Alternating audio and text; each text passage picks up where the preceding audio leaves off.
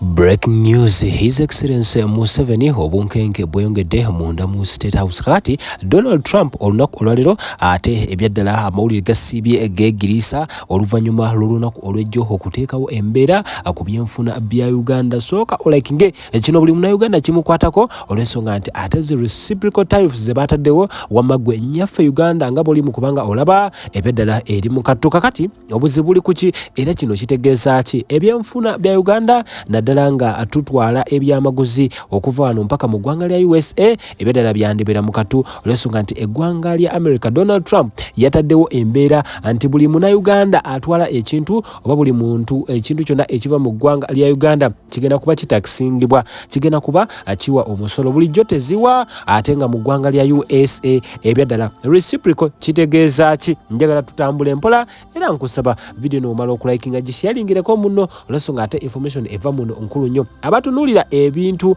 ate ebyamaguzi n'ebintu bya economy ebyenfuna mu ggwanga bagamba nti Uganda eri mu katu kotalabangako natanga president ye lunaku olwaliro yasiibye mu kulaba nga ate atabaganya oba oliawo ennwanagana eziri mu ggwanga lya South Sudan n'ewalala kati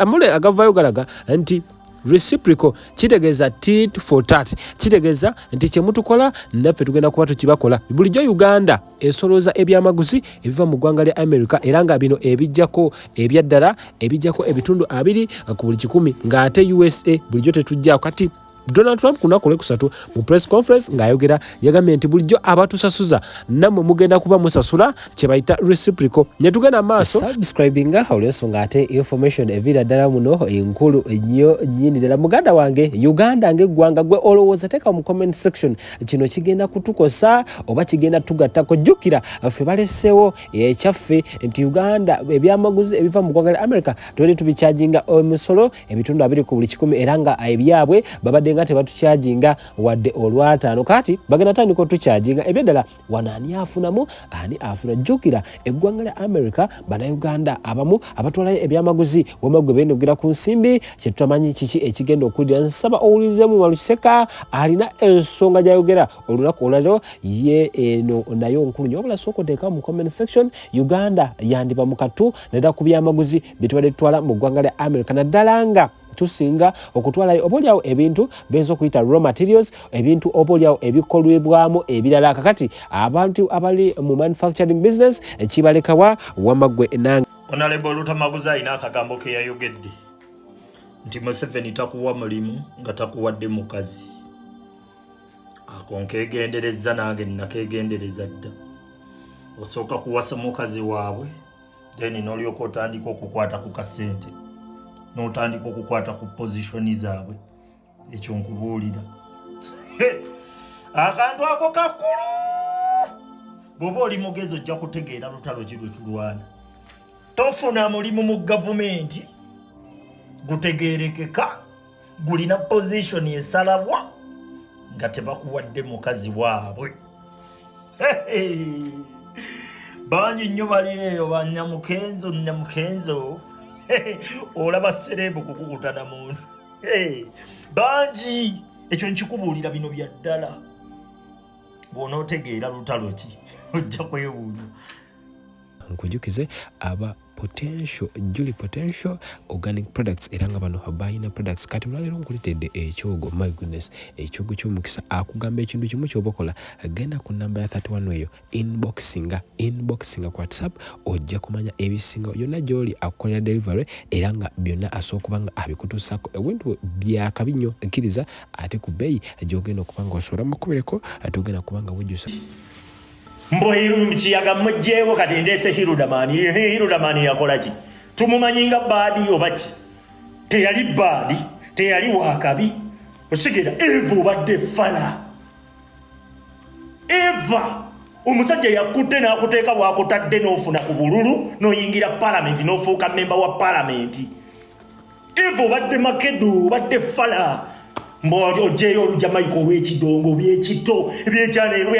miyafino wafibom chikina twabyogera nga tukyalina emyaka 13 gw'olina emyaka ogenda mu myaka nkaaga okyali mu wafibom chikina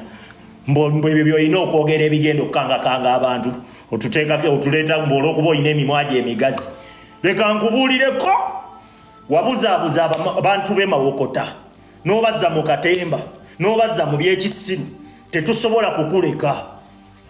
n'otuuka tugamba mbweza federation baabawa ntono federation mbaezo twafuna na ntono balitwongedde na bwongezi federation kati zaakola ki tugaye music industry kati sawa zina abantu bafuna yaterera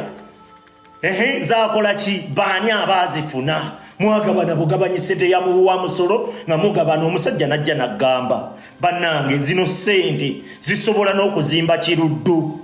ne kalyoka kajjayo eri principal bannaye nanyiiga okumanya nanyiiga ne simu nagissa wansi n'ensooka ntuula bwenti nembeera awo ngamba yii nensirika musirisi nga siina kyendowooza ndi awo akasajja kayogera principal emirundi ena mu bantu abalikakkanyiza omusajja oyo kasajja gwe toliimu waliwo obusajja bwe tuga naye nedda kano nako kalimba Hirudamani olimba. Assalamu alaikum wa rahmatullahi wa barakatuh. Amanya n'eddoboozi Haji Abudu omusomi w'edduwa nkola ku nsonga ez'enjawulo emirimu nga gikutataganyeko ebyenfuna byo nga bidobonkanye ne oba oli bweru wa ggwanga emirimu gyakucankalanako jangu kusomere ku dduwa okuva nedda edduwa zaabaawo edduwa zisomibwa omuntu n'oterezebwa mu mbeera yonna ebadde ekusibyeko akanyaga. Nina ekyoto kyensobola okukumira wadde oli bweru wa ggwanga nga toli kumpi wano n'ofuna omukisa ogwo nawe n'osomerwako ku dduwa nga nkuteddeko n'akabaani, Allah ajja kukusaasira, ajja kukwanukula. Kuba ku nnamba yange y'essimu 075 2 44 751 ne ku WhatsApp kwendi mpereza obubaka sobolo okuyamba. Assalamu alaikum wa rahmatullahi wa barakatuh. Amizina mwa ba NBS mwayisa omukulembeze waffe nga mulaga muyina bimwagala omubuuza atuuse ku ka TV kamwe ate network muzikwata mukwata muzaki ka TV kamwe bubadde bwasirana nga tebukyafuna wadde viewership nga abantu babeere eno mu bakiseka febe balaba ka TV kalamba nga singa viewership ka TV akajjudde emirimu